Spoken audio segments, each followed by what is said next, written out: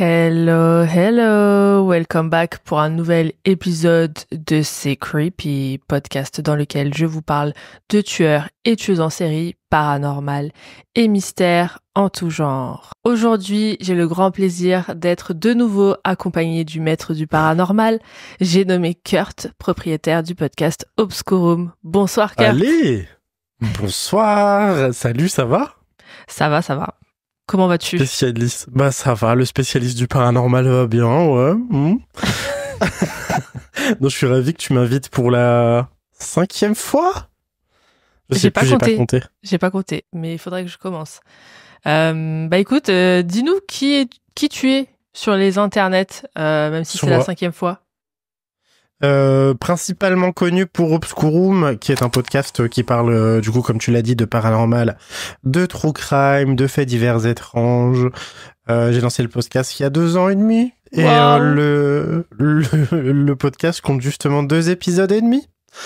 J'ai sorti un épisode le mois dernier qui s'appelle Girlstone Possession. Incroyable. En anglais. Du coup, qui était la première partie d'une histoire complète, dont la deuxième partie était censée arriver il y a 1 ou 2 semaines maintenant, mais qui va pas tarder en fait. Enfin, quoique, là, ton épisode va sortir probablement dans quelques temps. Non, mais ton épisode va sortir dans quelques temps, donc il sera peut-être sorti d'ici là. Mais tu m'as fait restez peur. Connected. Parce que oui, effectivement, là, il y a l'épisode, donc la suite de Girlstone Possession qui sort. Et je suis en train de bosser déjà sur l'épisode suivant qui parlera, je spoil ou pas, je sais pas, si je vais spoiler, qui parlera d'Amityville, mais de tout Amityville, du début à la fin. Ok, si nous sommes réunis ce soir, c'est parce que nous allons vous raconter non pas une, mais 2 histoires paranormales. Cet épisode sera divisé en 2 parties et sortira en 2 parties. Voilà, donc j'ai très hâte d'écouter ton histoire, Kurt. Je sais pas ce que nous a... Enfin, si, je sais un petit peu ce que tu nous as... Enfin, tu m'as dit, voilà, je vais pas faire genre que je sais pas. Mais je ne sais pas trop de quoi va parler l'histoire, donc voilà, tu vas pas nous spoiler. Ne nous en dis pas plus. Je spoile pas. Non. Mais c'est quoi le titre, sinon? Le titre, c'est Les visages de Belmez. C'est un titre qui est pas super évocateur en vrai, donc effectivement ça me saoule de pas en dire trop là maintenant, parce que les gens vont peut-être pas comprendre. Mais c'est pour parler rapidement sans spoiler, c'est un fait divers paranormal assez étrange qui est survenu dans une maison de campagne en Espagne il y a 50 ans, plus de 50 ans, presque 60 ans même. Ok, super. Donc voilà. Un grand cru. Oui. Eh bien, c'est toi qui commence. Let's go. Petite musique creepy, c'est parti. Let's go. Let's go. Donc, pour commencer à parler de cette histoire, il faut se remettre un peu dans le contexte et à l'endroit surtout où l'histoire a eu lieu. Belmez de la Moraleda, pour dire le nom de la ville en entier, du village en entier. C'est un petit village qui se situe dans la province de Jaén, en Andalousie. Et l'Andalousie, c'est une région qui est au sud de l'Espagne, grossièrement pour vous situer un peu l'histoire. L'histoire dont je vais vous parler aujourd'hui, elle débute en 1971, dans ce petit village qui jusqu'à présent était vraiment un village sans histoire, absolument sans histoire. Au 5 de la rue Rodriguez Acosta, le 23 août 1971 précisément, Maria Gomez Pereira, qui a alors 52 ans, coupe tranquillement des poivrons. Elle est en train de découper des petits poivrons sur sa planche à découper en vue de préparer son repas. Ah, c'est précis. C'est très précis. C'était effectivement la découpe des poivrons. C'est revenu dans plusieurs de mes sources. Du coup, je me suis dit qu'il fallait absolument que je note. Ça a une importance dans l'histoire? Absolument pas.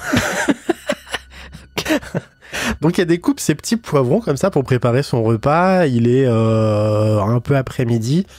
On est en plein mois d'août en Espagne, donc la chaleur, elle est absolument accablante. Mais les maisons espagnoles sont bien faites et du coup, elle est vraiment au frais chez elle, en train de faire à manger. Donc, elle est dans sa cuisine. Elle met tous les ingrédients qu'elle vient de découper, y compris les poivrons, dans une marmite. Et cette marmite, elle s'apprête à l'emmener à la cheminée. Parce qu'à l'époque, on cuisait des choses... pas tous les foyers, mais c'était un foyer relativement pauvre. Ils avaient qu'une cheminée pour cuire leur alimentation.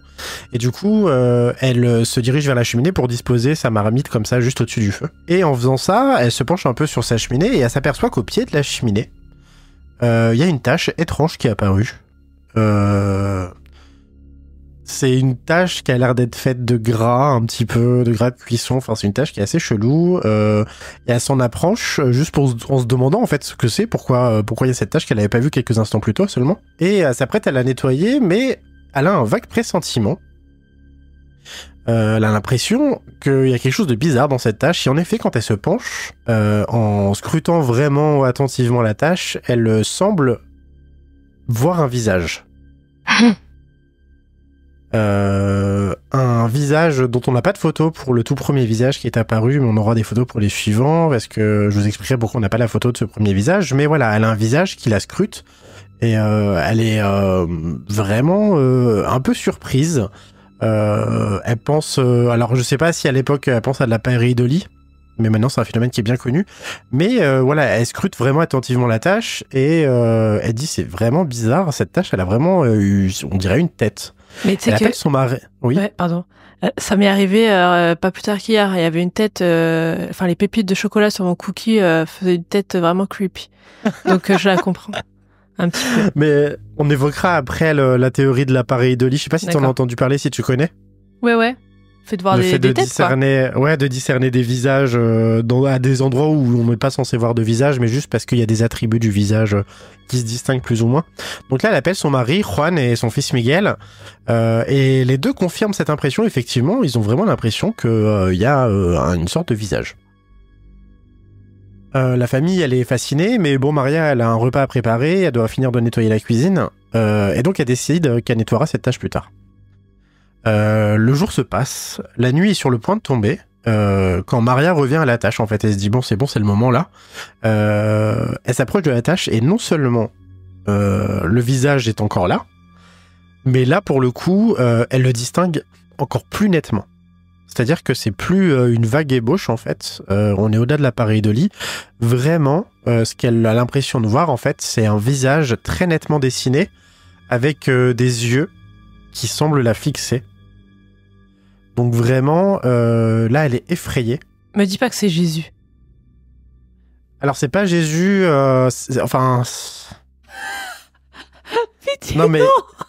Non, il y a des interprétations. En fait, les gens, okay. En fait, il y a des gens qui vont faire des interprétations, et notamment, effectivement, la figure ressemble un peu à la figure... elle a une représentation de Jésus dans une église qui est pas très loin. Mais figure-toi que de toute façon c'est pas le seul visage qui va apparaître. Ok. Il y aura probablement des potes de Jésus dans l'histoire. Oh, ok. Et donc là elle est effrayée, vraiment elle est saisie parce qu'en fait vraiment la tâche semble s'être transformée et vraiment le visage est très net et c'est un visage qui la fixe. Donc évidemment elle quitte son domicile en hurlant et bon c'est un petit village en Espagne donc tous les voisins et voisines se connaissent. Il y a un petit groupe qui commence à se former autour d'elle et des gens qui commencent à lui poser des questions. Mais qu'est-ce qui se passe ? Parce que Maria, en plus, c'est quelqu'un, je sais pas si je vous l'ai dit, elle a 52 ans. C'est quelqu'un qui a toujours habité dans ce quartier et particulièrement dans cette rue d'ailleurs. Et elle est vraiment très discrète. On l'a jamais entendu dire un mot plus haut que l'autre. Et vraiment, de la voir en fait hurler en pleine rue, c'est surprenant pour tout le monde. Ça lui ressemble absolument pas et du coup elle essaye de se reprendre un peu et elle est vraiment très pâle, elle est pas bien du tout, on sent vraiment qu'elle est effrayée et elle affirme avec la voix tremblante à tous ses voisins et ses voisines qu'un visage est apparu sur le sol de sa cuisine. Ah Réaction des gens, là les gens sont un peu surpris mais écoute vraiment ils ont juste à traverser la rue pour le coup vraiment pour aller voir ce qui se passe et du coup tout ce petit monde va aller chez Maria, ils vont se précipiter chez elle même et tout le monde est obligé de constater qu'en effet elle a dit vrai, il y a un visage qui est vraiment très nettement dessiné et qui fait près de 40 cm donc c'est quand même relativement grand et qui se distingue au sol près de la cheminée. Donc c'est vraiment un visage. Il n'y a pas de doute possible. Certains des voisins, et c'est là qu'on en vient à l'hypothèse dont tu parlais tout à l'heure, croient même voir que voilà, le visage ressemble un peu à celui de la Sainte Face. Et la Sainte Face, en fait, c'est une représentation de Jésus qu'on peut voir dans une église de Jaén. Jaén, c'est un peu la capitale de la région, en fait, en Espagne. Ok. Donc voilà. Ce visage, en fait, il fait penser à Jésus pour certains des témoins. Et ça les fait quand même curieusement flipper. Les gens sont quand même assez flippés. D'ailleurs, Maria, qui s'est un peu reprise, commence à se dire qu'elle va nettoyer la tâche et il y a des gens qui tentent de l'arrêter. Elle parvient à convaincre une petite partie du groupe qu'il faut vraiment nettoyer la tâche. Et ils vont tous saisir leurs outils et leurs produits ménagers fétiches pour nettoyer la tâche. Ils ont tous une astuce, mais aucune ne parvient à faire disparaître la tâche. Aucune. Okay. À l'époque, c'est vraiment les trucs de grand-mère, en plus ou de grand-père, je pense. Les remèdes, c'est quoi? C'est du bicarbonate, du vinaigre, du jus de citron. Ils ont tout essayé, il y a rien qui marche. De l'alcool même, ils ont essayé et ça ne marche pas. La tâche est toujours présente. Et voire même, en fait, après l'avoir nettoyé, ils ont l'impression que le regard les fixe encore plus que le regard est encore plus fixe, en fait. Ok. Encore plus intense. Donc ouais, les jours vont passer, la tâche va rester et petit à petit dans le quartier, l'histoire de Maria va faire un peu le tour de tout le quartier et va alimenter des ragots. Ça va un peu la fatiguer et même il y a des voisins qui commencent à se permettre de passer chez elle pour aller voir la tâche, pour se recueillir. Et donc Maria demande à Miguel, qui est son fils, de détruire le béton, le ciment à l'endroit où il y a la tâche. Miguel, il va prendre une barre à mine, une barre en fer ou une pioche, ça dépend des versions. Il va péter le sol en ciment et il va se débarrasser des gravats. Puis, avec son père, ils vont préparer un nouveau ciment qui vont couler dans le trou et il y aura un sol tout propre. Fin de l'histoire. Merci, la famille Pereira. Bravo, c'est terminé. On n'en parle plus. Sauf que, voilà, Tipa, qu'une semaine après, donc une semaine après que le sol ait été refait, on est le 8 septembre 1971 pour être vraiment très précis, c'est la stupeur parce que, à l'endroit exact de la première tâche, le même visage apparaît encore plus net et plus menaçant. Je vais t'envoyer la photo directement, tu vas te chier dessus. On pourrait se dire, ouais, pareidolie, tout ça. Que nenni. C'est un visage qui ressemble vraiment, il est de manière quasi identique au premier. C'est cette photo-là. Ok. Ah! Et donc le visage...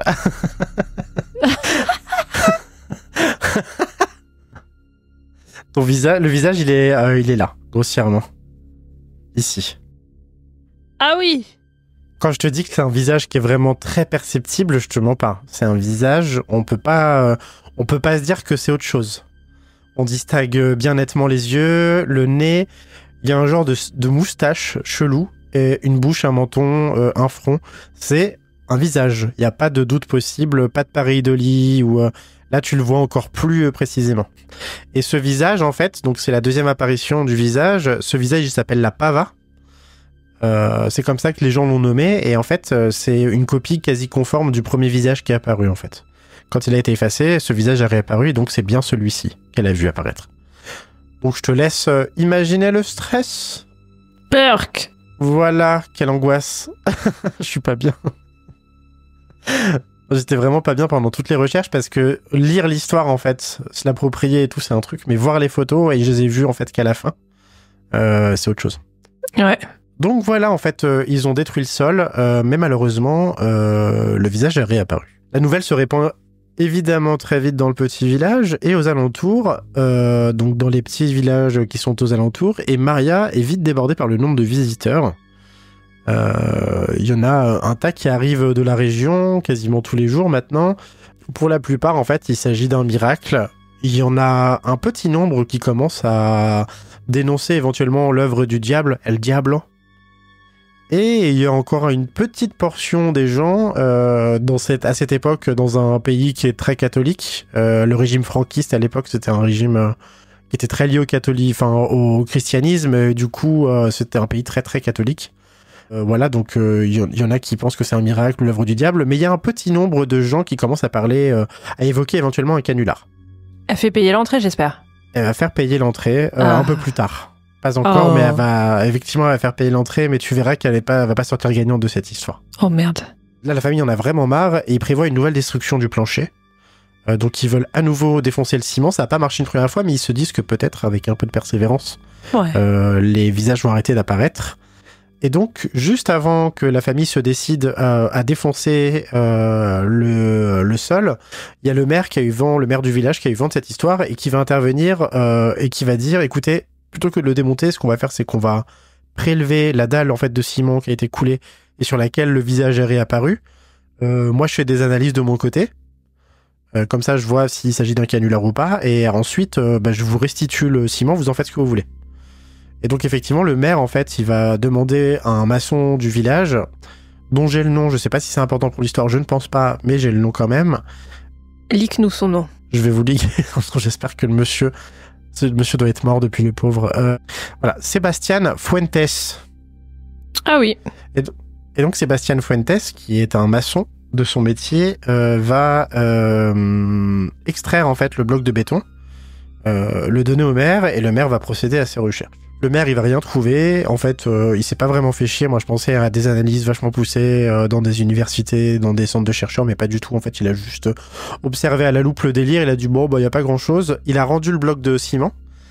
Et le maçon, en fait, il a aménagé une petite niche dans la maison des Pereira, des Gomez Pereira, à côté de la cheminée. C'est une niche qui est protégée par du verre. Et en fait, le morceau de ciment est derrière, en fait. Donc, en fait, quand tu rentres chez les Pereira Gomez, maintenant, t'as une petite niche où tu peux aller observer si t'es croyant, enfin voilà, si t'as envie de voir le visage, en fait, tu peux aller dans cette niche et voir le visage à travers une vitre. Ah ouais, donc les gens, ils ont vraiment... Enfin, ils y vont en mode pèlerinage, c'est Jésus, quoi. Eh ben, beaucoup en sont persuadés, ouais. Beaucoup en sont persuadés. Direct.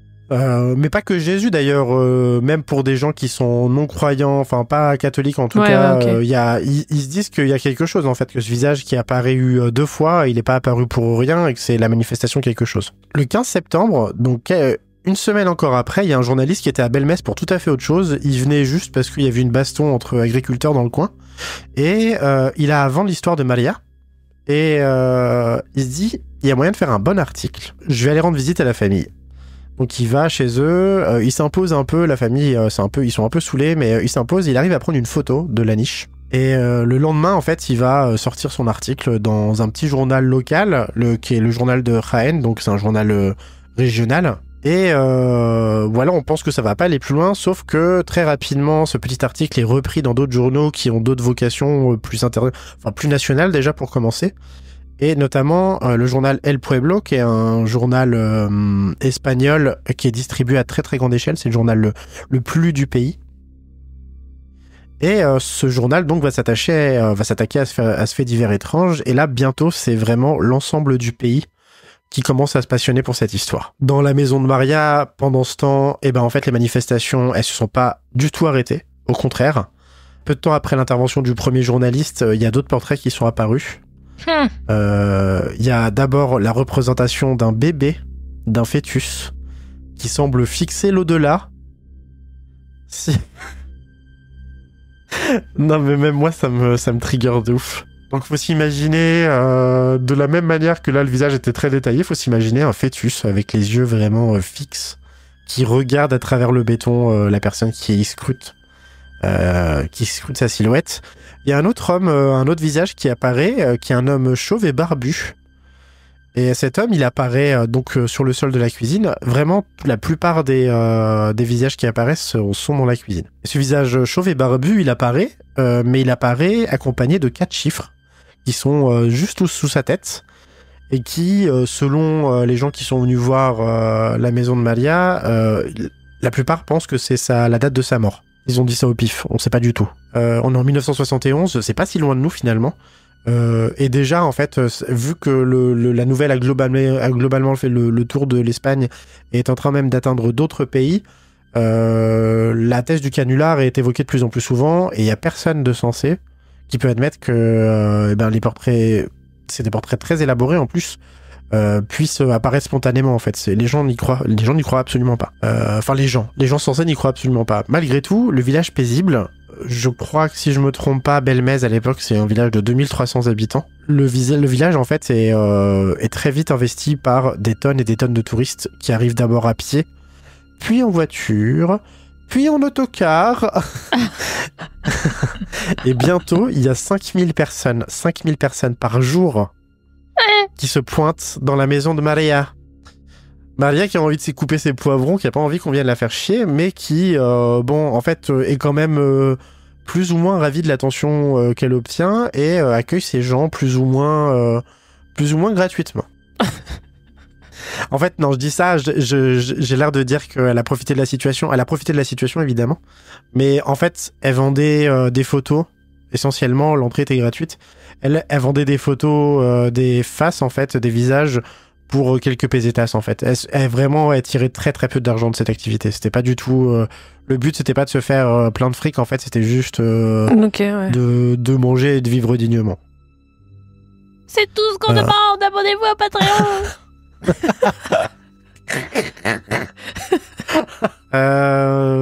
Donc ouais, les gens en fait, les gens sont un peu saoulés, les habitants sont un peu saoulés parce qu'il y a les jardins, les trottoirs sont totalement investis.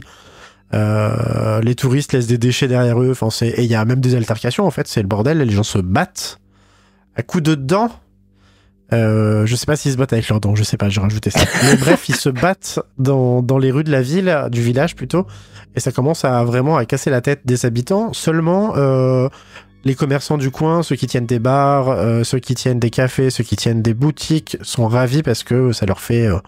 c'est une manne providentielle en fait, ils ont des consommateurs à tirer l'arigot. Et donc ils commencent à vendre plein de trucs, y compris des petits objets touristiques... des petites fioles, des trucs aussi très religieux. Ok. Donc il y a un vrai commerce qui s'installe en ville. Il y a des médiums, des prêtres, des exorcistes et même des scientifiques qui finissent aussi par se présenter à Belmez pour visiter la maison. La police est pas très contente. Et parmi les policiers, il y a un ancien policier plutôt, un ancien chef de la police du village qui est à la retraite maintenant et qui habite vraiment quasiment en face de la maison de Maria. Lui, il en peut plus, en fait, il voit des gens tous les jours, les gens, ils viennent quasiment chez lui pour prendre des photos, c'est insupportable. Et du coup, il va prendre la tête à ses anciens collègues de la police en leur disant, il faut que vous fassiez quelque chose. La police, elle est aussi convaincue du canular, et à partir de ce moment, ils vont tout mettre en place, mais vraiment tout ce qui est possible à cette époque, en termes de moyens, de techniques, en fait, pour surprendre la famille Gomez Pereira en pleine élaboration des portraits. Leur but, en fait, c'est de les choper la main dans le sac. Sachant que Juan, le fils, Juan, l'époux, pardon, excuse-moi, et Miguel, le fils, ont un certain don pour le dessin. Ah, j'allais le dire. Ils sont notoirement... Oui. Mm-hmm. Il y a anguille sous roche. Il y a baleine sous gravillon, j'ai entendu ça il y a pas longtemps. Ça me fait taper une barre. En fait... Ils sont notoirement connus pour leurs dons en dessin, ils dessinent, ils peignent, c'est des artistes, c'est pas ils gagnent pas leur vie en tant qu'artistes, mais ils ont un don. Le portrait fait flipper quand même, donc bon, je dis ça, je dis rien. Cette thèse-là, notamment, on verra si elle tient debout. Ok. La police du coin est un peu débordée, et ils vont demander de l'aide à la brigade criminelle de Madrid, la Guardia Civile et les autorités locales vont mettre en place, dans le plus grand des secrets, une équipe de surveillance aux abords du domicile des Gomez. Même les voisins vraiment immédiats de la famille sont mobilisés et on installe chez ces gens, avec leur autorisation, des caméras de surveillance qui donnent sur la maison. Les surveillances par des policiers en planque et par les caméras ne donneront rien. En fait, il faut savoir que les caméras donnent vraiment, littéralement, sur le salon de la famille. Ça filme à travers les fenêtres et voilà, on voit la vie de la famille en fait. Mais ils ont pas de rideau, genre? Ils ont des rideaux mais qui sont pas systématiquement fermés. Okay. Voilà, ils ont des volets mais qui sont pas systématiquement fermés. La plupart du temps, les fenêtres sont ouvertes parce qu'il fait extrêmement chaud. Qu'on essaye de passer un peu de coups de, tu vois, de faire passer un peu d'air. Ouais, donc ils sont en mode on a rien à cacher quoi. De prime abord. Okay. De prime abord. Donc il n'y a rien à cacher et effectivement de toute façon tout ce qui a été mis en œuvre par la police est déjoué, pas volontairement par la famille mais en fait ça ne donne absolument rien. À la mi-janvier, donc on est quelques mois après le début des apparitions, la police est totalement excédée et va même finir par expulser provisoirement la famille. Ils vont leur dire de dégager et ils vont leur dire prenez vos affaires et barrez-vous. Je sais pas s'ils retrouvent une place dans un hôtel ou s'ils vont aller se loger chez de la famille, sachant que la plupart de la famille est dans le village. Je pense qu'ils ont été hébergés. Il y a une nièce notamment qui vit quasiment à deux pâtés de maison, donc ils sont hébergés chez la nièce, je pense. Et donc la police vraiment surveille jour et nuit le domicile. Et malgré tout, des visages vont continuer d'apparaître. Mais non. Sans la présence de la famille. Il y a des visages qui vont continuer d'apparaître. Il y a beaucoup de visages qui vont continuer à apparaître. Énormément de visages. Et oh, je dis ça comme si c'était de la moisissure. Non, c'est des visages qui ressemblent à ceux que tu as vus tout à l'heure et dont je mettrai des illustrations. Mais si tu veux encore un aperçu, regarde les visages. Oh oui, non, c'est pas de la parallèle de truc. Parce que ça se voit qu'il y a des têtes... Enfin, c'est des têtes. Des têtes. C'est bon. En fait, ça peut pas être une coïncidence qu'il y a 6 fois, on se dirait, des têtes, quoi. Pourquoi c'est pas, je sais pas moi, un pied? C'est pas de la moisissure, hein. De toute façon, plus tard j'en parlerai, mais il y a des analyses qui vont être faites pour déterminer l'origine de ces apparitions et il y a rien de probant qui a été trouvé. Le 13 février... de l'année suivante, le docteur Argumosa et le docteur Hans Bender. Donc Argumosa, les deux, c'est des pionniers de la parapsychologie. C'est une science qui est quasiment... C'est une science. Enfin, c'est pas vraiment une science, en fait, c'est une pseudo-science qui a quasiment disparu aujourd'hui. À l'époque, les parapsychologues étaient vachement à la mode, en fait. C'était une nouvelle mode, et il y avait même des universités qui formaient les gens à la parapsychologie. Je sais pas si tu en as entendu parler. En fait, c'est un mouvement qui est, en fait, en gros, qui a pas vocation à montrer que le paranormal existe ou que le surnaturel existe. En fait, en gros, c'est des sceptiques, entre guillemets, qui tentent de justifier des choses qui nous paraissent, à nous, en fait, au commun des mortels, injustifiables ou surnaturelles ou paranormales. Mais ils ont une démarche un peu sceptique, mais en même temps, ils croient à la télékinésie, ils croient à tout ça, en fait. Donc c'est une science qui a plus ou moins disparu maintenant, la parapsychologie. Si je me trompe pas, hein, ça se trouve, il y a des auditeurs et des auditrices qui vont dire que je me trompe. Mais la parapsychologie, pardon, a quasiment disparu maintenant. Mais à l'époque, c'était des experts, en fait, qui visitaient des maisons hantées, qui déterminaient si elles étaient hantées ou pas, qui appliquaient des pseudo-méthodes scientifiques, en fait, pour décider si une maison était hantée ou pas. Bref, donc Argumosa et Hans Bender, c'est deux pionniers de la parapsychologie. C'est une pseudo-science, pardon, qui apparaît plus ou moins à l'époque. Le docteur Argumosa, c'est un espagnol natif, et le docteur Hans Bender, lui, il vit en Allemagne. Les deux sont mandatés par le gouverneur de Jaén, qui s'appelle Joe Ruiz de Goldoa, pour enquêter sur la maison. Et s'en suivront donc 2 années d'études et d'analyse du phénomène. Les deux, donc Argumosa et Bender, vont travailler en collaboration. Argumosa, ça sera vraiment le référent sur place.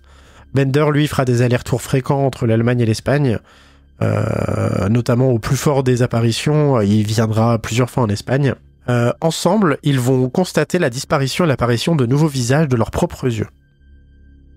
Ça veut dire que en l'espace de quelques minutes, en regardant le sol, ils vont s'apercevoir que des visages apparaissent. C'est pas genre ils vont partir et quand ils reviennent, il y a un visage qui est apparu, c'est que devant leurs yeux, des visages apparaissent. Parfois, ces apparitions se font en présence de journalistes ou d'ecclésiastiques, et il y a même des agents de la police parfois qui sont là pour vraiment attester que les visages apparaissent bien devant eux. Et la famille, elle est plus là. La famille est pas là, ou parfois elle est là pendant les manipulations, mais la plupart du temps elle est pas là. Ils leur demandent de partir. La famille est revenue, hein, d'ailleurs, j'ai oublié d'en parler, mais la famille est revenue. Voilà, sauf que soit ils sont occupés dans d'autres pièces de la maison, soit on leur demande de sortir pour constater des apparitions. Ouais, parce que ce que j'étais en train de me dire, c'est peut-être que ils ont une technique pour dessiner un truc. Et comme c'est de la pierre par terre, ça apparaît un peu plus tard. Donc si tu me dis ils sont partis à l'hôtel pendant 3 mois et qu'il y a des visages qui apparaissent pendant 3 mois, bon là, ça commence à faire un peu long et ce serait pas possible. Mais là, s'ils sont revenus, ouais. En fait, ils étaient là et effectivement, il y a une thèse qui dit une théorie qui dit, et j'en parlerai dans les théories à la fin, qu'ils ont utilisé certains types de pigments, en fait, qui sont révélés par la lumière du soleil. Et du coup, en fait, ce qui pourrait expliquer que les visages, on les voit pas et que d'un coup, spontanément, ils apparaissent ou qu'ils disparaissent. Ok. C'est une des théories.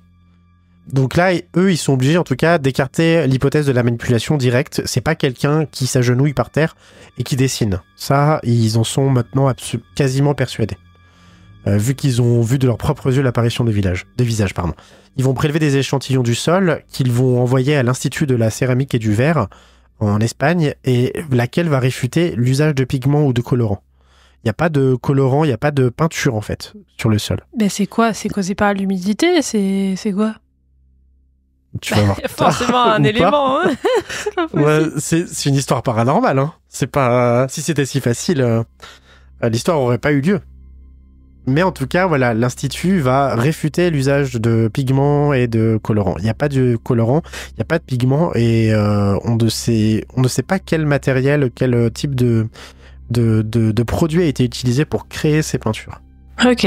Maria Gomez Pereira va être aussi, elle, soumise à un détecteur de mensonges. C'est un procédé qui a des détracteurs un peu partout dans le monde et qui n'est pas considéré comme étant très fiable. Malgré tout, elle va réussir l'examen sans aucune encombre. Il n'y a aucun souci à signaler de ce côté-là. Mais comme, voilà, ça veut rien dire. C'est juste un élément de plus, en fait, qui peut appuyer éventuellement d'autres éléments plus fiables. Tous ces éléments-là, ils vont inciter les deux scientifiques à se pencher sur la maison, particulièrement, et surtout sur son passé. C'est là, en fait, que pour moi, l'histoire, elle prend une toute autre ampleur. Vraiment, l'histoire change de dimension totalement à ce moment-là. Les deux professeurs en parapsychologie emmènent dans la maison du matériel, en fait, pour enregistrer des sons, des EVP, ce qu'on appelle des EVP. En fait, ils veulent capter des sons paranormaux. Ils emmènent ce matériel et au terme de plusieurs jours d'enregistrement, les deux experts, en fait, quand ils réécoutent leur bande, ils s'aperçoivent que des voix qui ne leur appartiennent pas ont été captées par les appareils. Ils entendent des pleurs, ils entendent des gémissements, ils entendent des phrases parfois inaudibles et qui, d'autres fois, semblent répondre aux questions que posent les deux chercheurs. Ils font intervenir Maria qui pose des questions, comme ça, en l'air, tu sais, comme tu vois les chasseurs de fantômes le faire. Elle obtient des réponses. Ah. Qu'elle n'entend pas, mais qui sont entendues, qui sont captées par l'appareil. Ok. Parmi les deux chercheurs, il y en a un, donc Hans Bender, l'allemand en fait, qui va même affirmer avoir ressenti une main qui se posait sur sa nuque à de nombreuses reprises. Yo. Là, l'histoire commence à prendre vraiment une autre tournure, les gens commencent à être effrayés. Toujours dans ces eaux-là, Argumosa, mais ça rejoint un peu ce que je disais tout à l'heure, il a vu un visage apparaître sur le sol en moins de 10 minutes. À ce moment-là, il était accompagné de journalistes, d'un journaliste du journal local, et de deux journalistes et de quelques villageois aussi. Ça vient juste appuyer le fait que les visages apparaissent spontanément et parfois même disparaissent spontanément. Ils vont faire des recherches sur le passé de la maison qui vont révéler des phénomènes paranormaux évidemment. Oh là là. C'est une maison qui est relativement ancienne et qui appartient à la famille depuis des générations en fait. À la famille du père, de Juan en fait, de l'époux de Maria, pardon. En 1858, la maison elle est habitée par les grands-parents maternels de Juan et Juan c'est l'époux de Maria, oui je l'avais dit. Le couple a un enfant qui s'appelle Ramona et qui affirmera, à partir de ses 9 ans, être témoin de phénomènes étranges. D'abord, elle entend des gémissements, encore une fois, qui semblent provenir du grenier. Elle entend des lamentations et des bruits de pas aussi. Et elle en parle à ses parents qui s'en foutent absolument, ils ont pas que ça à faire, ils ont du taf. Et à l'époque, le taf, ça avait une autre gueule qu'aujourd'hui, parce que vraiment, ils étaient épuisés. Et donc, ils disaient, ouais, ok, allez, va dans ta chambre. Je sais même pas si elle avait une chambre. Mais en gros, ils s'en battaient les steaks. Peu de temps après le témoignage de la fille, il y a des objets qui commencent à se déplacer dans la maison. Des objets qui bondissent des étagères, des objets qui frappent les murs, des objets qui tombent. Et peu de temps après, il y a même des voisins de la famille qui affirment avoir observé une silhouette fantomatique aux abords du domicile. Donc histoire un peu flippante. La maison des Pereira, en fait, donc bien avant l'histoire de Malia, est déjà considérée comme une maison hantée. Et ça, c'est quelque chose que les gens avaient plus ou moins oublié avec le temps, en fait. Il y a 2 générations qui se sont succédées, et l'histoire était quasiment enterrée, plus personne n'en parlait. On raconte que Ramon Sanchez, donc le père de Ramona, le grand-père maternel de Juan, s'est un jour effondré dans sa cuisine, qu'il est mort dans sa cuisine, et que juste avant de mourir, ses derniers mots ont été « Ceci doit être une âme d'un autre monde ». En regardant fixement quelque chose dans le vague. Ok. Comme si c'est la description de quelque chose qu'il voyait au moment où il était en train de s'éteindre. Ah. Stylé ou pas? Ok. Ça, ils se rappellent de tout ça, les gens, mais ils se rappellent pas que la maison est hantée. Hein, mais ok. Enfin, ils se rappellent de sa phrase. Oui, c'est vrai. Je sais pas comment ils sont retombés sur ces archives. Je t'avoue, j'ai pas poussé mes recherches à ce point. Donc il y a des recherches qui continuent d'être menées par les 2 experts en parapsychologie et qui mettent en lumière un élément qui pourrait expliquer l'apparition des premiers visages. En tout cas, quelques jours avant l'apparition du premier visage, il y a un cimetière à proximité de la maison des Gomez Pereira qui a fait l'objet de travaux de rénovation. Et en fait, on s'est aperçu que le cimetière et l'église du village reposaient sur un plus vieux cimetière encore. En gros, ils s'aperçoivent que le territoire de l'ancien cimetière s'étend largement sous les habitations de la ville, du village. Et que donc, potentiellement, il y a des maisons qui sont construites au-dessus d'anciens cimetières. Ça fait vraiment film, ça. Hein. Genre les cimetières amérindiens et tout. C'est un peu chelou, mais en fait, c'est pas si rare que ça. C'est des successions de cimetières et de lieux de culte, en fait, qui se sont succédés en fonction des différentes colonisations. Donc, en fait, quand ils vont faire des recherches, ils vont s'apercevoir que le tout premier, en faisant des recherches dans les archives du village, que le tout premier cimetière, en fait, c'était un cimetière romain, qu'ensuite c'était une mosquée et un cimetière musulman, et que pour finir, c'est devenu un cimetière catholique. Et donc, ils se disent, c'est chelou, peut-être qu'il y a des morts, en fait, sous la maison, et peut-être que c'est pour ça qu'il y a des visages qui apparaissent. Je sais pas d'où ils tiennent cette peut-être qu'il y a théorie. Des morts. Mais ouais, grave. Ils se disent peut-être que c'est des morts, en fait, qui, je sais pas, leurs âmes essayent de s'échapper de la maison. Enfin, ils trouvent une combine et ils se décident à creuser le sol. Ah oui. Et figure-toi. Dans le salon, direct. Qu'est-ce qu'ils font ? Ils vont dans le salon, ils vont dans la cuisine et défoncent le sol en ciment. C'est Fuentes et Sébastien Fuentes, le maçon là de tout à l'heure, en fait, qui revient avec ses gros biceps pour péter le béton. Putain. Ils creusent, ils font l'excavation de la cuisine et Vlatipa qu'ils découvrent sous la maison des centaines et des centaines d'ossements. Oh. Et en particulier, il y a deux squelettes complets qui sont retrouvés, qui ont l'air plus récents, et c'est des squelettes qui n'ont pas de tête. Ah, sympa. Et qui, il y a des recherches qui sont faites, les os sont analysés, et les os en vrac comme ça, en fait, à première vue, sont ont été datés du XIIIe siècle, pour la plupart. Donc c'est très très vieux. Et les squelettes des adolescents, c'est parce que en fait on a fait des tests et on s'est aperçu que les squelettes étaient des squelettes d'adolescents sans tête, du coup qui ont dû être décapités. Ces deux corps en fait qui ont a priori été enterrés une centaine d'années plus tôt pendant la guerre civile d'Espagne. Ok. Et donc c'est pas la guerre civile, si c'est la guerre civile, ouais, qui furent donc c'est probablement des victimes de la guerre civile d'Espagne qui a eu lieu au tout début des années 1900.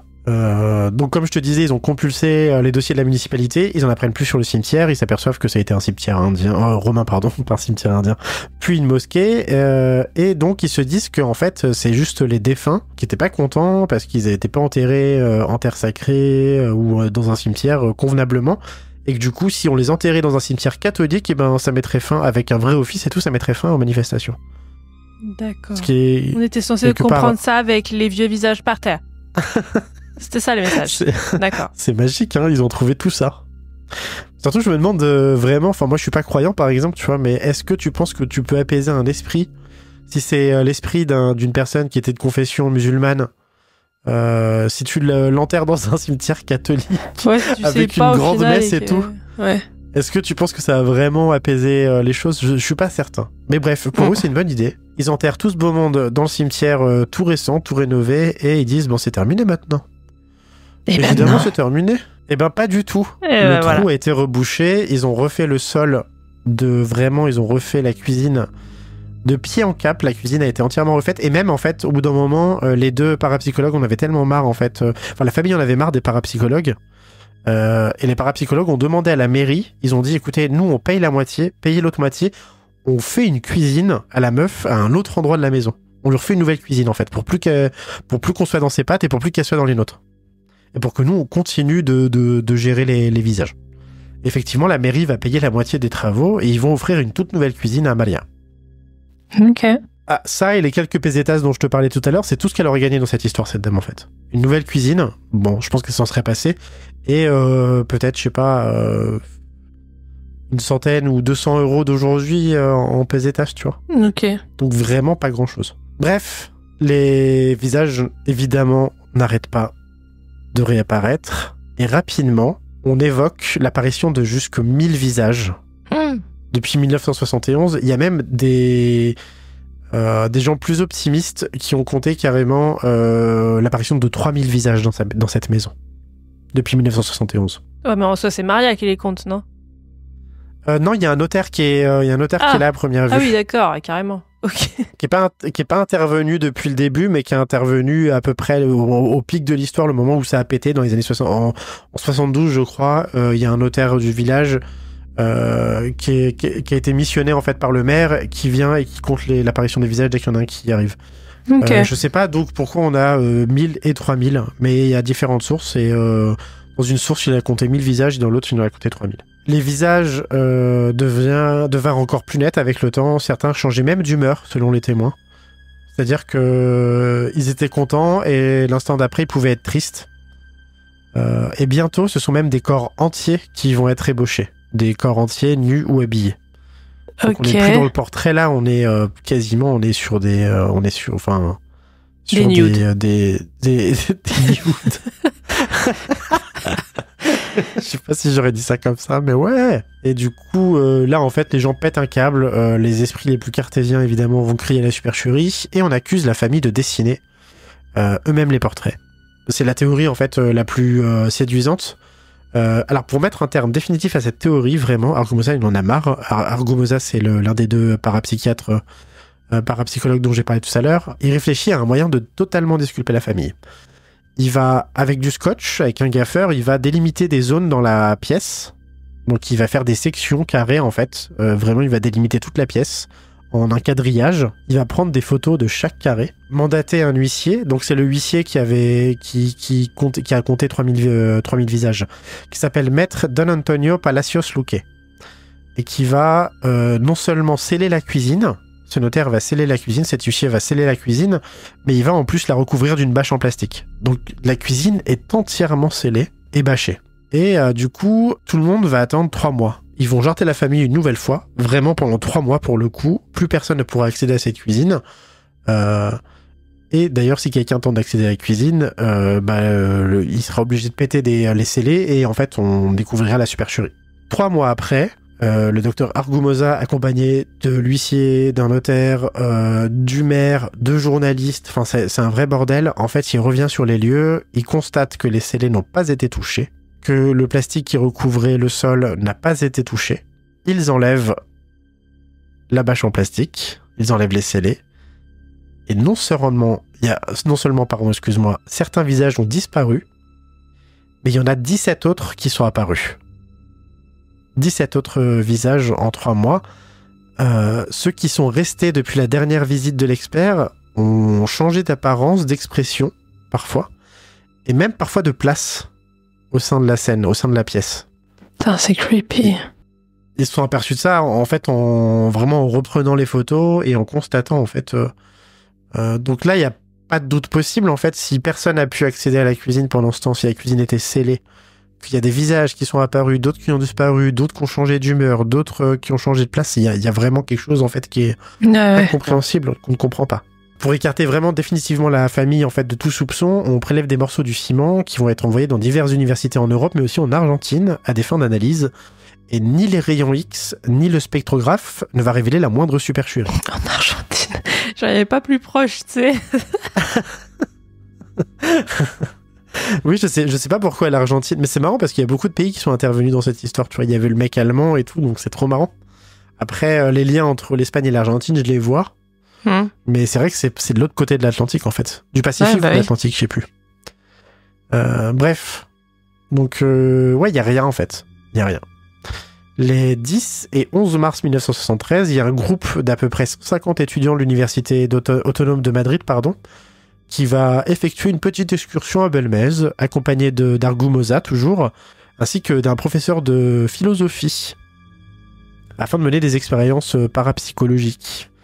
Ils vont tenter d'avoir des EVP à leur tour, et là, en fait, on a des descriptions d'étudiants qui disent avoir vu aussi, notamment 3 visages apparaître en 10 minutes devant eux, et disparaître quelques heures plus tard. Donc cette histoire vraiment est très bizarre et a continué pendant très longtemps d'agiter les gens du village, mais petit à petit l'histoire elle va finir par se tasser au niveau national. Les journaux vont tourner leur attention vers d'autres sujets et petit à petit le grand public va même oublier l'existence de cette maison. Mais ça s'arrête ou ça continue encore aujourd'hui? Du côté de Belmez, donc, les visages vont continuer d'apparaître spontanément tous les jours, et ce jusqu'à ce que le 3 février 2004, Maria Gomez Pereira meurt à l'âge vénérable de 85 ans. Depuis, plus aucun visage n'est apparu. Plus aucun visage. Cependant, il y a un petit twist. Quelques semaines après la mort de Maria, sa maison d'enfance, parce qu'elle n'a pas grandi dans la maison, c'était la maison de son mari, sa maison d'enfance, qui est maintenant habitée par sa nièce, va faire l'objet de toutes les attentions à son tour, parce que des visages vont aussi apparaître dans cette maison. Après sa mort? Après sa mort. Et c'est des visages qui, étrangement, ne ressemblent pas du tout au premier. C'est vraiment du travail de merde. Et très vite, en fait, on va s'apercevoir qu'il s'agit d'une supercherie. On va capter, en fait... alors, on va capter que c'est une supercherie, mais on va pas choper les gens la main dans le sac. Et à nouveau, les gens pensent que c'est encore le fils de Maria, qui est toujours vivant, lui, Miguel, qui a peint ses visages. Mmh. Ce qui est bien, en fait, c'est qu'effectivement, du coup, enfin, ce qui est bien. En fait, ça jette un discrédit sur l'histoire originale. Seulement, ce qu'on oublie de dire, c'est qu'on soupçonnait aussi Miguel, en fait, d'avoir fait les premiers dessins. Et donc là, les dessins sont totalement différents. On sent que c'est pas la même main. Donc, quelque part, ça disculpe Miguel, en fait, des premiers dessins. Mais bon, en fait, ça va quand même jeter l'opprobre sur l'histoire originale. Et en fait, les gens vont vraiment petit à petit se détourner de cette histoire. Maintenant, je vais évoquer vite fait des théories, des choses qui vont appuyer encore, je pense, l'hypothèse d'un événement surnaturel ou qui vont au contraire l'écarter. Déjà, donc, on va parler de la pareidolie. Je sais que c'est une théorie qui est vraiment super tentante, mais tu l'as dit toi-même quand t'as vu les visages, et moi je l'ai constaté aussi, on parle pas du tout de pareidolie là, c'est des visages qui sont très nettement dessinés, c'est des visages qu'on reconnaît, c'est pas des taches sur un toast, c'est pas des taches sur une crêpe, c'est vraiment des visages qui sont peints à même le sol. Et puis il y a que ça, il y a que des visages, enfin. Ouais, complètement. On peut pas se poser de questions, on peut pas se dire que c'est simplement de la pareidolie, c'est une hypothèse qui tient pas du tout, qui a déjà été envisagée mais qui tient pas du tout en fait. Encore, il y en aurait eu qu'un seul. Absolument. On registre des éléments qui contredisent aussi l'idée d'une manipulation. Le 25 février de l'année 72, ou 73, je sais plus, je crois que c'est 73, le journal El Pueblo, donc c'est le journal qui avait un peu lancé cette histoire sur le plan national, ils publient un article et ils disent le mystère est enfin résolu. Et en fait, dans cet article, ils précisent que en fait, la personne qui a peint les visages a utilisé une formule chimique qui expliquerait l'apparition des visages même après en fait avoir été manipulé, après que le sol ait été manipulé. Ils pensent qu'en fait du coup c'est du chlorure d'argent, de l'argent, du chlore en fait qui a été utilisé et que ce mélange en fait serait révélé par les rayons du soleil, par les rayons ultraviolets, et que du coup en fait il faudrait qu'il y ait une lumière qui frappe le sol pour que en fait les images apparaissent. Et effectivement, ils disent ça en fait, mais a posteriori, donc les analyses ont été faites, comme je te le disais tout à l'heure. Et en fait, tout à l'heure, ils n'avaient pas trouvé de traces de pigments. Là, en fait, il y a le spectrographe qui est utilisé. Ah, mais oui, je t'avais dit qu'ils l'avaient utilisé. Ils ont utilisé un spectrographe en fait pour voir dans quelle mesure on retrouvait les éléments qui ont été donnés en fait dans la liste qui a été établie par El Pueblo. Et en fait, ces éléments sont tous présents, mais dans une très faible dose en fait. On peut pas, ça peut pas justifier l'apparition de ces dessins. Ok. Puis en fait, ils peuvent apparaître, mais après, il y en a qui disparaissent aussi. Il y en a qui changent d'expression. Enfin. Ouais. Je sais pas. En fait, on voit dans une des images. On voit le visage le visage est nommé le rabbin en fait, parce que c'est représente un monsieur barbu avec comment ça s'appelle ce que les juifs pratiqueront sur la tête, une calotte, Kippa.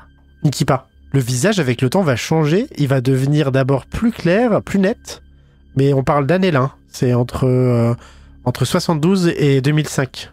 Et donc, ils appellent ce visage le visage du rabbin, et tu vois bien que le visage, il change, en fait. C'est pas le même visage. Moi, l'image de 1974, pour moi, c'est presque photoréaliste, le bordel. Ouais. Et 2005, la même illustration a totalement changé en fait. Le visage s'est rabougri, on dirait qu'il a vieilli, enfin c'est trop bizarre. Trop bizarre. Ouais, donc voilà, un peu chelou. Il y a des théories aussi un peu bizarres qui circulent, notamment, je te le disais tout à l'heure, en fait, à cette époque, l'Espagne est en plein régime dictatorial, le régime de Franco, le régime franquiste, et du coup, en fait, c'est un régime qui est très très lié au catholicisme. L'Église catholique voyait d'un très très très mauvais œil en fait l'apparition de ces visages et du coup aurait plus ou moins mandaté le gouvernement pour faire taire les journalistes et la famille. Et il y a des journalistes aujourd'hui qui parlent et qui disent qu'à l'époque en fait des faits, ils auraient reçu des pressions, notamment du gouvernement franquiste, pour discréditer en fait l'histoire. Ok. Et notamment le journal El Pueblo, l'article qui parle de nitrate d'argent et tout ça, en fait, à première vue, en fait, ils se sont juste servis d'une théorie qui avait déjà cours, mais qui avait été rejetée du coup, pour discréditer l'histoire, en fait, parce que quelqu'un du gouvernement franquiste était venu leur dire d'arrêter, en fait, de parler de cette histoire et de vraiment de la faire paraître pour ce qu'elle était, une supercherie, et de totalement arrêter d'en parler, pour ne plus faire de vagues, en fait. Ok. Donc, l'histoire s'arrête quasiment là. En fait, elle continue après 2004, parce que comme je te le disais, il y a eu l'histoire du canular, du fils du fils ou de la nièce qui ont probablement fait n'importe quoi pour perpétrer un peu la tradition, et en fait, qui se sont fait griller. Mais si tu veux, dans cette histoire, en fait, que tu n'y crois ou pas, ce qui me paraît ouf, c'est que je suis pas en mesure, en fait, et j'ai pas trouvé de source fiable et sûre à 100%, en fait, qui permettent de déterminer ce qui s'est passé. Et j'aime beaucoup cette histoire parce que quand je l'ai lu, c'était juste un petit paragraphe dans un bouquin, tu vois, ça payait pas de mine, je me suis dit, ouais, bon, ça pue la merde. Et en fait, je me suis penché sur l'histoire et il y a plein d'éléments qui sont vraiment troublants, je trouve. C'est vrai que c'est ouf parce qu'à chaque fois que t'as dit un truc qui paraît un peu grossier ou je sais pas, enfin tu vois en mode non mais bon on va trouver une explication plus tard, à chaque fois tu te sors en mode il y a eu des vérifications, la famille était pas là et il y a 70 000 visages qui arrivent, qui disparaissent, qui font un smile, qui boudent. Ouais. C'est dommage que ce soit pas à notre époque. Enfin, je me demande si ça serait possible. Je pense que l'histoire aurait pu être débunkée. Mais je crois qu'il y a d'autres histoires de visages qui apparaissent. Hein. Même en France, je crois qu'on a une maison avec des visages qui apparaissent. Moi, je me souviens, tu sais, de l'émission que tu fais en live, là. Ouais. Mais moi, c'était genre, tu sais, 30 histoires extraordinaires, le truc qu'ils te mettent 1er janvier, là. Enfin, à l'époque. Ouais. Et je me souviens, quand j'étais petite, j'avais vu une émission sur des visages, justement, qui apparaissaient. Alors, je sais pas si c'était ceux-là, mais il me semblait que c'était en Espagne et tout. Donc, il y a moyen que j'ai déjà entendu cette histoire, mais je me souvenais plus du tout, parce que je devais avoir genre 12 piges. Ouais. Mais ouais, donc ça me dit un truc, mais peut-être que ouais, il y a d'autres histoires. Mais je crois que l'histoire dont tu parles, c'est un sujet que j'ai vu aussi comparé quand je regardais ce type d'émission. Mais ça m'avait l'air plus grand. Enfin, je me souvenais que c'était genre sur des murs entiers, c'était dehors, et c'était vraiment en mode ouais, c'est Jésus et tout le monde. Ouais, c'est peut-être pas la même histoire alors. Ouais, c'est pas la même histoire. Mais je pense qu'il y a, tu vois, c'est de l'exploitation d'idées. Je pense que c'est pas la première maison ou le premier lieu où apparaissent spontanément. Tu sais, il y a l'histoire du Saint-Suaire sur laquelle il y a en surimpression le visage de Jésus, soi-disant. Je pense que l'apparition de visages dans la tradition catholique, en fait, c'est un truc qui à première vue est réputé être un miracle, et du coup, c'est pas étonnant. Je pense que on a entendu ce genre d'histoire plein et plein de fois. Là, moi, ce qui m'a surpris dans cette histoire, en fait, c'est sa dimension vraiment surnaturelle, plus que catholique, tu vois. C'était, y a pas de, c'est pas.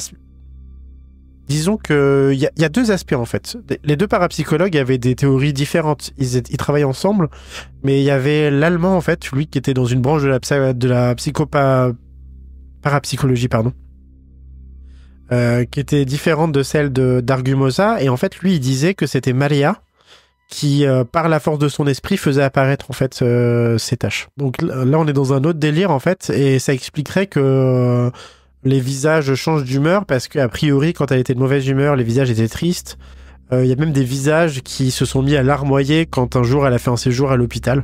Bon, ça c'est de l'ordre de la rumeur et de la légende un peu, donc je l'ai pas intégré à l'épisode. Mais donc ça c'était une des théories en fait qui dit que voilà, en fait il y a pas de fantôme, il y a rien de, c'est juste de la télétransmission, je sais pas comment on pourrait appeler ça. Ouais. Puis ça expliquerait aussi pourquoi ça s'est arrêté quand elle est morte. Enfin. Ouais. Au-delà de dire ouais bah c'est peut-être elle qui a dessiné. Enfin, je pense qu'elle avait pas que ça à faire après 80 ans. Enfin bon. Ou... Bah en vrai, c'est ce que si, voilà, mais... en vrai, finalement, je serais pas étonné du tout, tu vois. Ouais. Mais juste, on sait pas comment elle a fait. Voilà. C'est vrai. Et ça, c'est l'aspect le plus troublant de cette histoire, en fait, c'est que même si en te montrant rassurant, même en te montrant rationnel et en te disant, ok, bah évidemment c'est elle, mais vraiment, j'en suis au fond quelque part persuadé, tu vois. Comment elle a fait? En fait, et d'autant que elle a niqué la police, elle a niqué les experts, elle a niqué des scientifiques, des vrais scientifiques, elle a niqué des pseudo-scientifiques, elle a niqué tous ses voisins. Et il faut savoir que c'était une famille qui avait pas de prétention particulière, c'est une famille pauvre, les parents étaient analphabètes. C'était pas une famille, si tu veux, qui était réputée pour sa sournoiserie, son intelligence hors du commun. En fait, c'est tous ces éléments qui font que cette histoire est surprenante, en fait. C'est qu'une famille lambda de l'époque, en fait, une famille de très basse extraction de l'époque, en fait, ait réussi à déjouer toutes les tentatives de scientifiques et de l'État, en fait, pour démontrer qu'il s'agissait d'un canular. C'est ouf. Ça veut pas dire que le fait que c'est pas été expliqué, ça veut pas dire que c'est pas un canular, ça veut juste dire qu'en fait, on n'est pas en mesure de l'affirmer. Voilà. Et ça, c'est trop fort, en fait.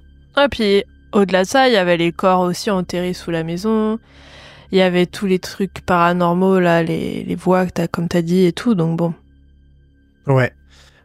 Donc, tout est étonnant dans cette histoire. Et c'est pour ça que je l'ai vraiment bien aimé, c'est que, tu vois, je t'avais dit de base, ouais, j'ai deux histoires parce qu'il n'y a pas assez de matière. Et en creusant, en fait, et j'adore ça, je suis tombé sur plein de nouveaux éléments qui étaient corroborés par d'autres sources. Je dis pas que toutes les sources sont fiables, en fait, mais la plupart des éléments dont j'ai parlé, c'est des éléments qui sont réapparus sur beaucoup de sites que j'ai consultés.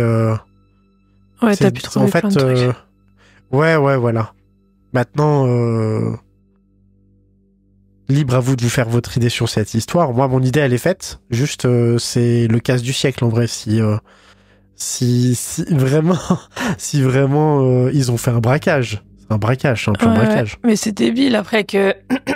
c'est débile que les enfants, après, aient essayé de faire un canular, du coup, parce que ça sert à quoi pour eux? La grand-mère s'est déjà pas fait d'argent avec, à quoi ça sert? Je pense que ça a jeté le discrédit sur la première histoire, mais en fait, si tu veux, humainement parlant, en fait, je comprends que la nièce, par exemple, genre qui a vécu la notoriété de l'autre côté de sa famille, peut-être qu'elle est devenue jalouse, peut-être que, tu vois, les gens, il y avait des gens qui vénéraient Maria, en fait. Qui pensaient qu'elle était vraiment douée qu'elle avait un don pour faire apparaître des choses. Enfin, elle a été le centre des attentions de toute l'Espagne franquiste pendant 1 an, presque 2 ans. Et peut-être que sa nièce, ça l'a rendue jalouse et qu'elle a tenté de faire perdurer le délire et de se faire du fric aussi en passant, tu vois. Mais effectivement, c'était en 2004 et en 2004, ça a pas pardonné. Ils ont grillé direct le délire, tu vois. En tout cas, c'était ouf. Moi, je sais pas trop quoi penser. J'ai envie de dire que c'est paranormal et qu'il y a un lien avec Maria. Et d'un côté, ça me ferait rire que ce soit elle qui ait dessiné les trucs jusqu'à ce qu'elle soit vieille et tout. Mais bon, si au bout d'un moment, il n'y avait plus personne pour regarder, ça sert à quoi aussi, tu vois. Donc bon, je sais pas. Ouais, très dur de se prononcer, tu vois. C'est très dur, on sait pas. Après, on peut être étonné par... tu vois, on est là, je l'ai décrite comme une dame de 52 ans, affable, mais qui fait pas beaucoup de bruit, qui cuisine dans sa petite cuisine, mais si ça se trouve, c'était une petite sournoise, et tu vois, elle faisait plein de blagues à son entourage.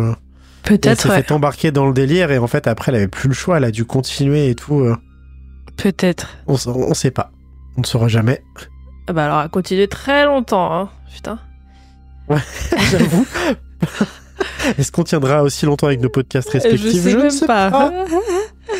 Mais waouh. Ok. Bon. Et du coup, il n'y a plus de rebondissement depuis. Non. Ok. Zéro rebondissement. Mais la maison existe l'Espagne, toujours. la maison existe toujours. Ah oui, et fun fact, la rue, en fait, elle s'appelait la rue Rodriguez Acosta. Et maintenant, elle s'appelle la rue Maria Gomez. Ah ouais, carrément. Et je me demande... Ils ont renommé la rue. Waouh, ouais, c'est stylax. Quelle classe. Et je me demande si si elle en a une, sur sa pierre tombale, s'il y a des visages qui apparaissent. Waouh, le stress. T'imagines? Ils vont surveiller le cimetière maintenant. C'est possible. Tu sais, les petits villages, en Espagne en plus particulièrement, toutes les familles, mais vraiment toutes les familles ont des histoires paranormales. C'est un délire. Hein. C'est un délire. Moi, ma grand-mère, quand j'étais enfant, moi je suis d'origine espagnole, ma grand-mère me racontait des histoires. Je ne dormais pas de la nuit. Des trucs qui lui sont arrivés. Même mon père est traumatisé. Il peut plus regarder de films d'horreur. Ah ouais? Et quand tu lui demandes, ouais, et quand tu lui demandes pourquoi, il dit pose pas de questions, j'ai vu des trucs. Ah, et lui, il a vu carrément. C'est pas juste il a entendu les histoires. Ouais. Et tu sais, il m'en a jamais parlé. Il veut pas en parler du tout, tu vois. Il a évoqué le sujet vaguement une ou deux fois, tu vois, en mode ouais, quand j'étais petit, mes parents, blablabla, avec mes oncles et mes tantes. Et c'est très prégnant en Espagne à cette époque, beaucoup moins maintenant, je pense. Mais toutes les familles avaient des histoires vraiment ouf avec leurs fantômes, leur famille et tout. C'est vraiment des histoires de zinzin, de zinzin. Tu penses que tu vas y aller un jour?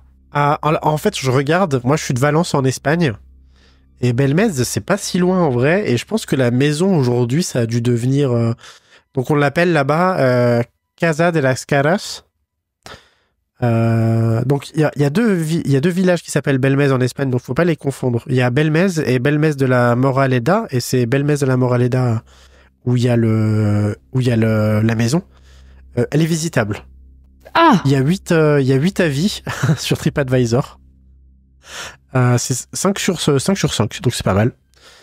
Putain, elle est visitable, c'est creepy. Ouais, il y a des bouts de béton qui ont été... c'est devenu un petit musée, en fait. Eh ben écoute, waouh. Quelle histoire incroyable. Si jamais je passe par là un jour, j'irai. Eh bien voilà, bah écoute, on a fait le tour. Oui. Eh ben merci d'être venu sur le podcast pour nous raconter cette histoire paranormale, encore une fois de dingue. J'ai trop kiffé. C'était trop bien. Merci à toi. Et tu reviens Merci à toi. quand tu veux. Allez écouter son podcast Obscurum. Il y a plein d'épisodes à écouter.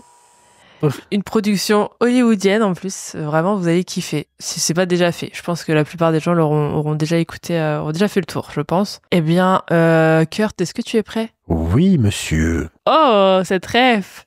Bah oui. On vous dit à bientôt pour une nouvelle histoire bien Creepy. creepy.